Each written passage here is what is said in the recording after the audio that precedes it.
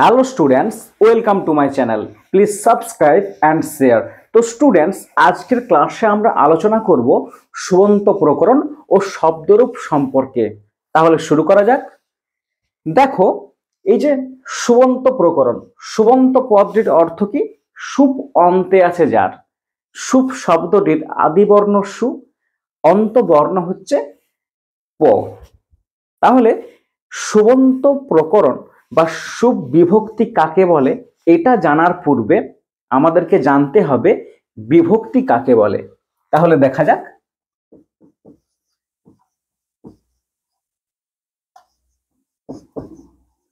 বিভক্তি, কারক পড়ার সময় কিন্তু আমরা বিভক্তি সম্পর্কে জেনেছি, তাই আবার দেখে নেব। সংখ্যা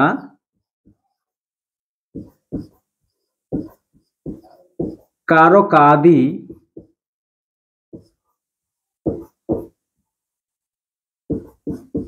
বোধয়িত্রী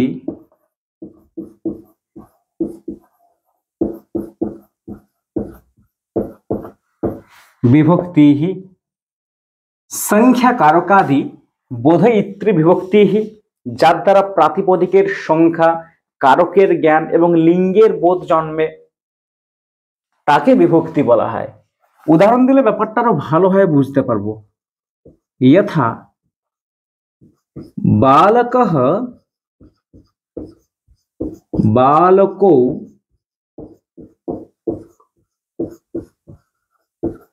বালকাः, তাই না?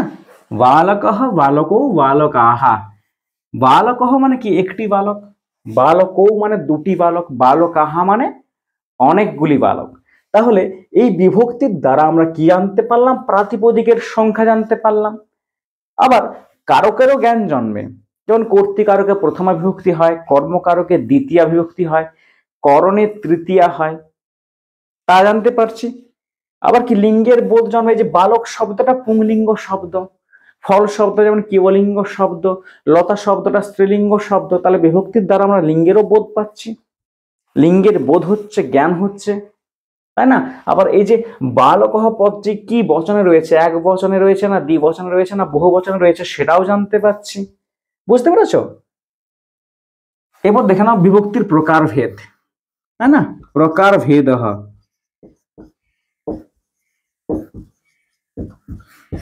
বিভক্তিকে দুই ভাগে ভাগ করা যায়। একটা হচ্ছে সুপ বিভক্তি,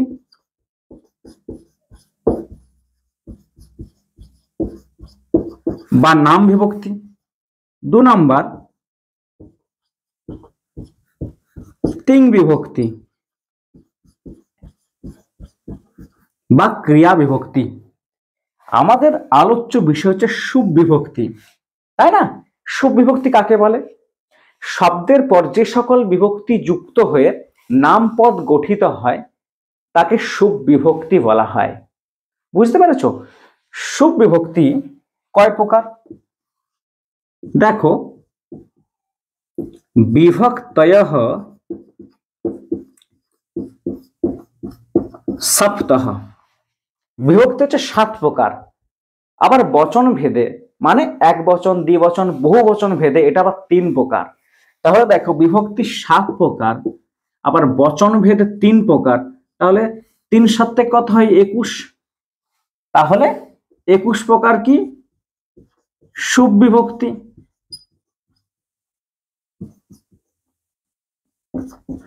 বুঝতে পেরেছো? তাহলে এই যে সুপ বিভক্তি বলছি, সুবন্ত প্রকরণ বলছি, এখানে সুপ বিভক্তি বলতে এই 21টি সুপ বিভক্তি কিন্তু বোঝানো হয়েছে। বুঝতে পেরেছো? এরপর আমরা দেখে নেব যে 21টি সুপ বিভক্তি কি কি। দেখো, সুপ বিভক্তি,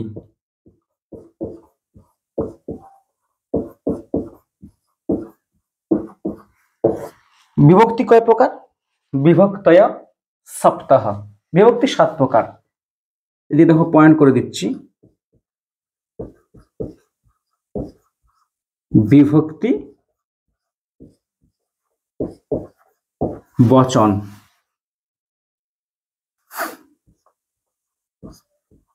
প্রথমা, দ্বিতীয়া, তৃতীয়া,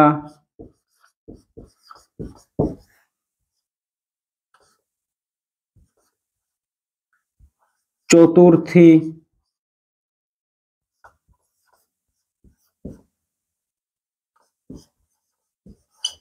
পঞ্চমী,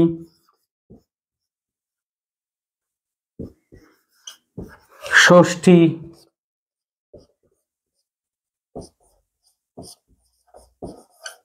সপ্তমী,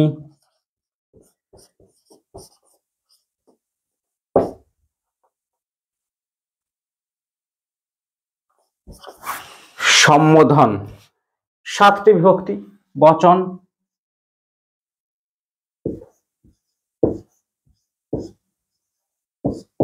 এক বচন,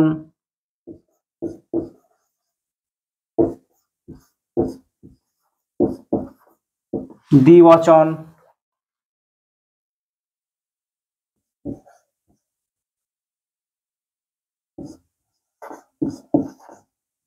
বহুবচন। এক বচন, দ্বিবচন, বহুবচন। বুঝতে পেরেছো? তাহলে সুপ বিভক্তিগুলো আমরা দেখে নেব যে 21 প্রকার যে সুপ বিভক্তি সেগুলো কি কি। দেখো, সু,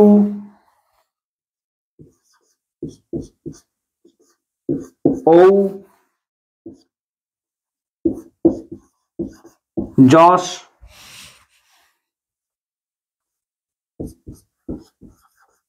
অম,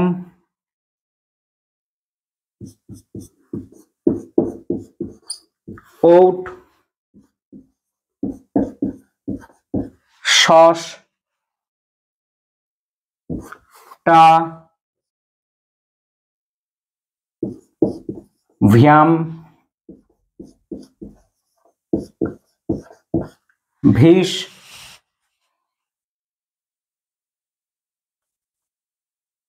এ, ভ্যাম,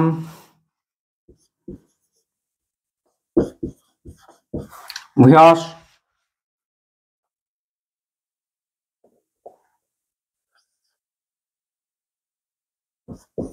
অসি,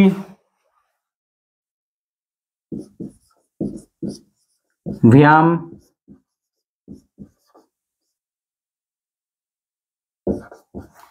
ভ্যাস,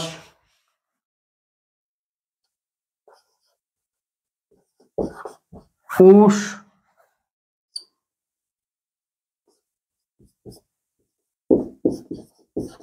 ওষ,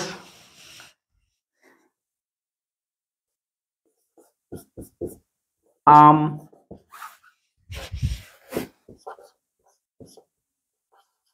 ই,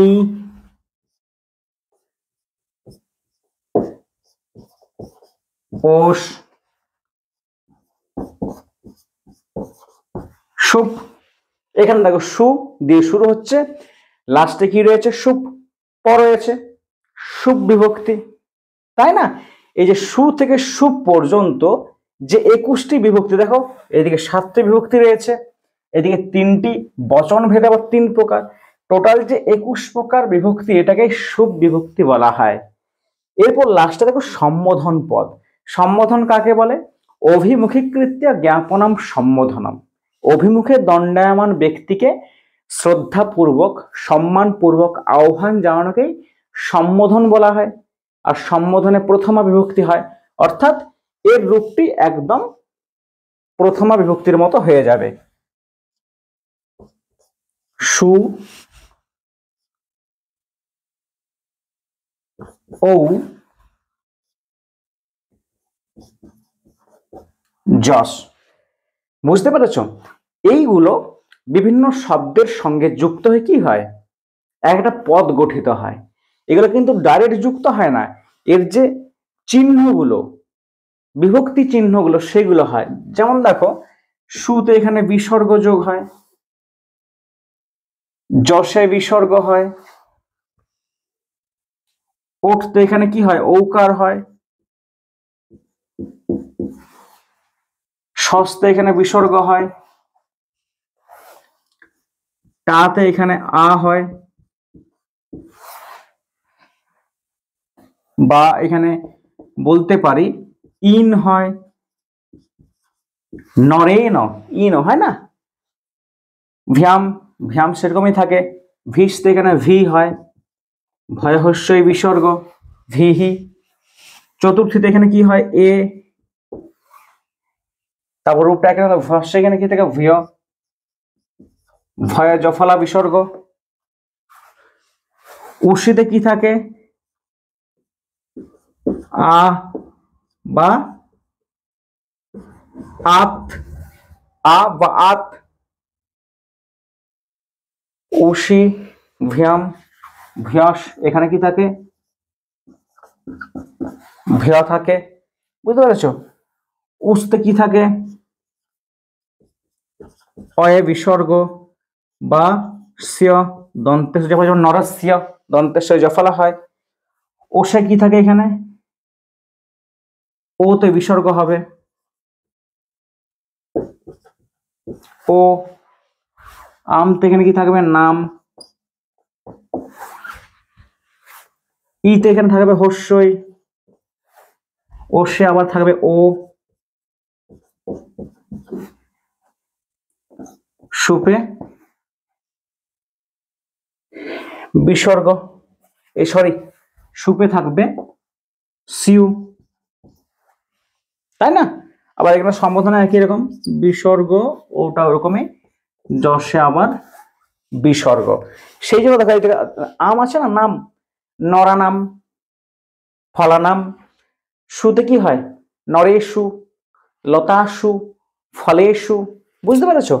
এখানে দেখো ষষ্ঠীতে সিয়া, নরাসিয়া। পঞ্চমী দেখো আত, নরাত, ফলাত।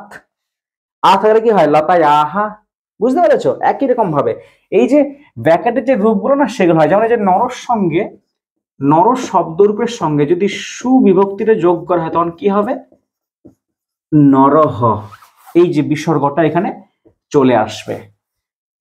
নরর সঙ্গে যদি আম যোগ করা কি হবে নরানাম, বুঝতে পারছো ব্যাপারটা। এই যে নরর সঙ্গে, ধর এখানে নর, তো নরর সঙ্গে যদি ও যোগ করা হয় তখন কি হবে নরৌ।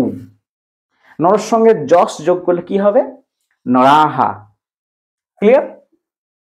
তাহলে এই যে বিভক্তি চিহ্নগুলো যখন কোনো শব্দের সঙ্গে যুক্ত হয়ে পদ গঠিত হবে,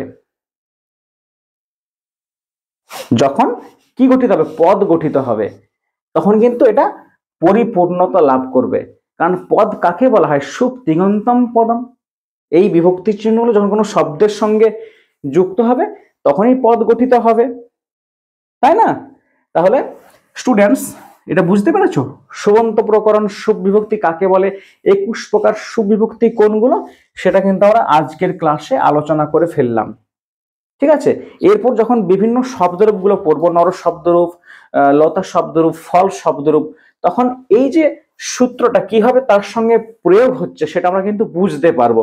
যেন এই ক্লাসে আলোচনা করলাম না, যেমন দেখো যে নরর সঙ্গে যদি অম যোগ থাকতো কি হতো নরম হয়ে যেত, নরর সঙ্গে যদি ওট যুক্ত হতো কি হতো নরও হয়ে যেত, আবার নরর সঙ্গে যদি সস যোগ করা হতো কি হতো নরান হয়ে যেত, এইরকম ব্যাপারটা। আবার এখানে দেখো এই যে দেখো এই ভিয়াম, নরর সঙ্গে যদি ভ্যাম যোগ করা হয় নরা ভ্যাম, ঠিক আছে।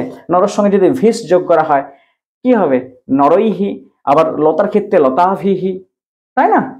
আবার যদি ভিয়স যোগ করা হয় কি হবে নরে ভিয়হ, লতা ভিয়হ, তাই না, ফলে ভিয়হ।